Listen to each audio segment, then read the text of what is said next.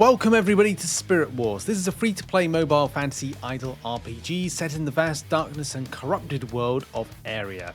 You'll encounter and lead a legion of unique guardians, each with distinct personalities and abilities. You'll fight nightmarish enemies and eliminate the roots of evil. Enjoy idle progression as your team grows offline, gathering resources and unlocking skills.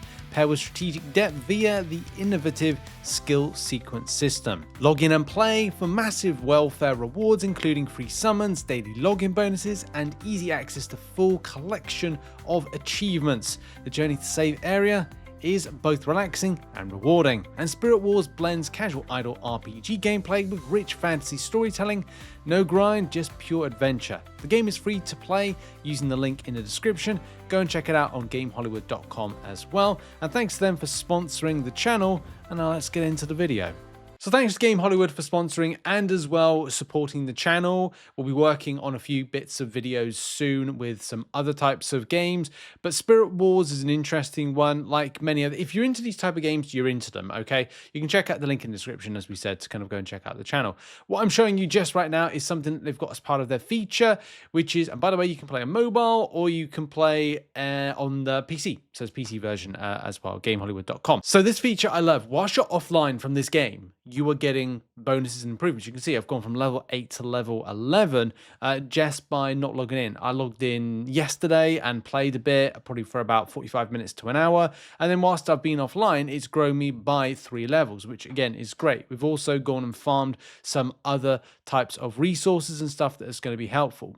So you can see there, like I kind of played in my lunch break, and then I was like, okay, well, I've come back to record this video and also play on my lunch break, which you can see like AFK time, like 12 hours.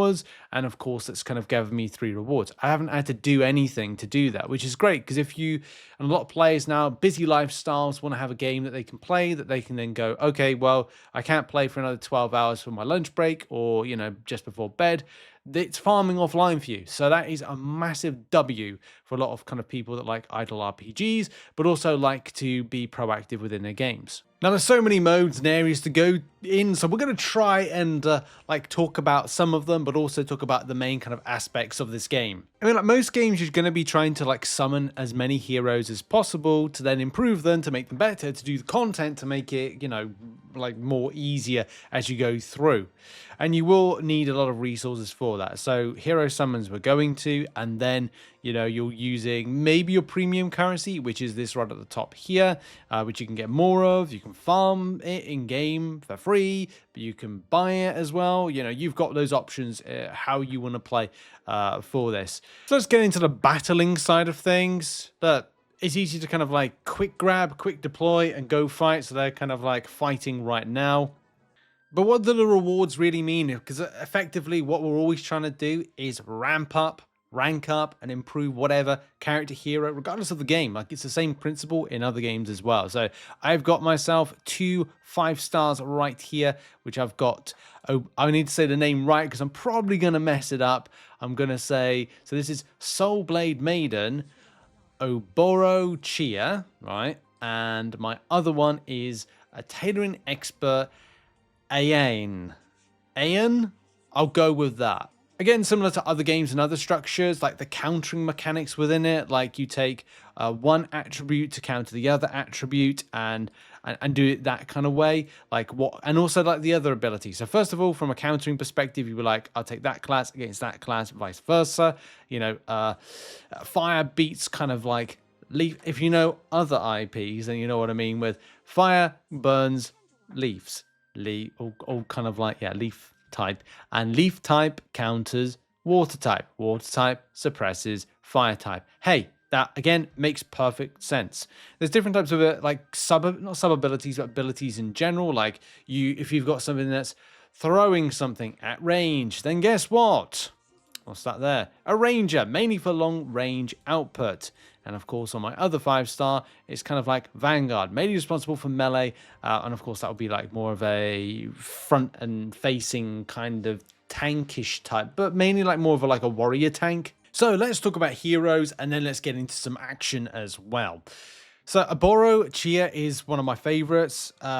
Basically aggressive on the front foot, but the ranged abilities, which you mentioned earlier, are quite good. I could look to as well switch out what the ultimate is, which you can see like here's them here, and I can make further improvements to the attack potential, which I definitely have to do for a AN, which I hope I'm saying right. You can also switch out the ultimate here. So if we want to switch the ultimate or kind of switch the placement of like when something's kind of like fired, then I suppose we can just kind of like switch them around like that. The order adjustment, so to speak. There are also other abilities that we can unlock, boss aura, stuff like that. But yeah, let's get into some action with the campaign, which is this right here. We can do a quick deploy, which is just down there with the mouses, to get the best heroes selected as possible, and of course the best situation. You can also see like as we kind of like go on with the fight, the ranged is just incredible. So the damage those two lead heroes, 5 stars, are doing very well. They're doing all the work. Let's kind of like face it there. They're doing a lot of the work. And yeah, it's pretty good, pretty smooth. Those two always seem to remain alive. There is one that seems to be alive a little bit longer. But yeah, I love it. The further you go up the levels, the more you unlock. I've just reached level 15. Remember at the start of this video, we were up to level 11, then, you know, up to level 15. There's lots of things, lots of like helpful resource farming. You might not be able to do them all. You can see the team is kind of struggling a little bit. No, it's actually doing well. I didn't know how this fight would kind of like turn out, but yeah, AN is that MVP. Like the ranged attacks. That particular dungeon was good because it allows me to farm XP, which is going to be so important for like, yeah, getting AN up on levels, some of the other heroes as well.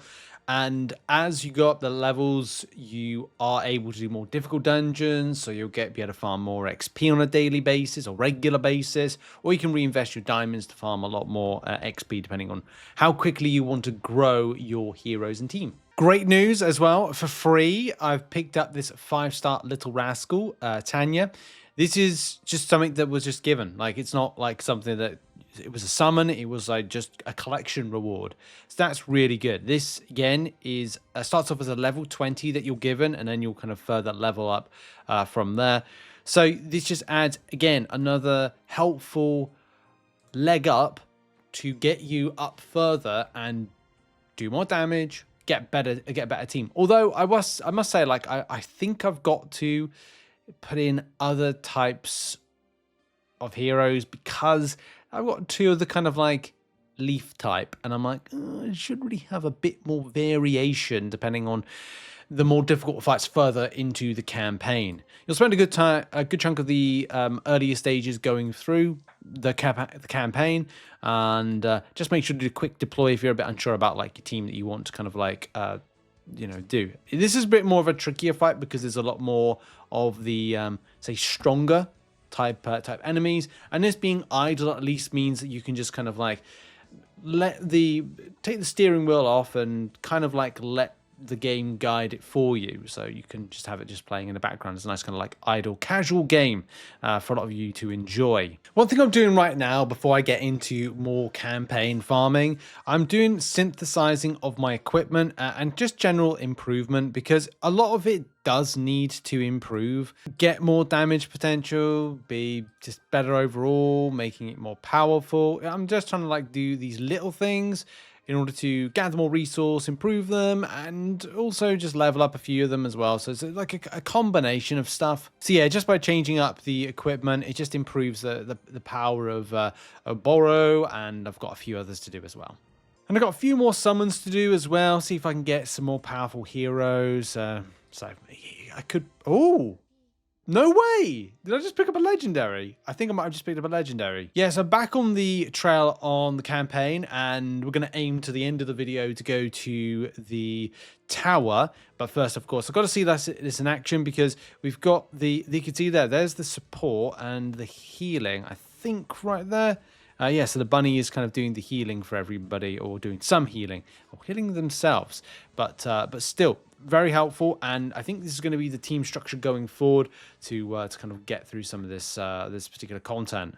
Yeah, we go with Trial Tower for the very first time. I'm going to do a quick deploy for this and then just check out in action. New place to go, level 17. You know, in this video, we've done 6 levels, and getting to these kind of like top end of the beginning levels is really straightforward. It's very easy. You could either allow it to just play overnight, whilst, you know, play for about an hour, then wait for 12 hours, and then before you know it, it's like it's you're a bit higher up. So yeah, we're gonna like blast through a few of these challenges, get some resources as you know, and then kind of improve some heroes, so the team of course is as strong as possible. But I won't be able to do all the floors. There will be a sticking point where it'll be like, I can't go any further because I've gone as far as I possibly can with this team. There's also some auto climbing features, so that's cool as well, getting you a bit further. Also, at the end of fights, you are able to look back at the analytics of what went well, what didn't, and also play it back. So that's also really interesting for those that really like stats and information associated with their idle RPG. So that's an example right there. You can kind of get an idea of, you know, the general structure of stuff. Man, I'm skipping through the floors like the greatest of ease. And I honestly can't wait to see all my rewards that I've picked up from this endeavor and use them to improve things for the betterment of my team, my roster, and of course the heroes and my progression. And there we have it. That is floor 15 done. That is what I wanted to achieve because I get this nice amount of hero XP, which I need so desperately at this moment in time. I could push forward and through to others, but I think there's a bigger journey that's got to be done. But it's great to get some more levels added in to the Bunny Doctor, which of course is very, very important and very, very helpful. So I can make sure that it is a lead character, especially by some of the abilities. So we've got healing 3 random nearby allies. I love that. I do. Like, I really do love the support elements of like the healing. Heals all nearby allies by a certain attack. So if we raise the attack, and of course that's beneficial. And we got strong remedy. So I wanted a healer. I wanted a strong healer as part of the team, and that's great. So it puts me in a very strong footing for the future. And of course, as I go up the levels, and of course the amount of time, a couple of hours invested into this game, you'll be able to just kind of go and do a lot more and go and do that. There's a lot more other places to go apart from obviously what you see at level 17. That the further you go into the chapters of the exploration, you've got world boss, hero story, you've got ancient sanctuary, you've got so many other bits of content to do. So it's not just about the stuff that I've gone over. There's more, and of course arena will be a PvP location. But this is your journey from the beginning and going through to the early stages of the game as you're progressing on, and going over what the developer gives to you for free.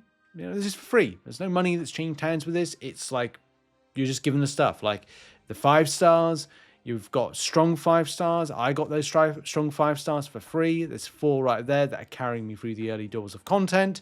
So yeah, have fun. Check out the link in the description. Thanks to Game Hollywood for sponsoring the video and supporting the channel as they've done over the years. I look forward to playing some more Game Hollywood games. And yeah, thanks for watching, and I'll see you soon. Bye-bye.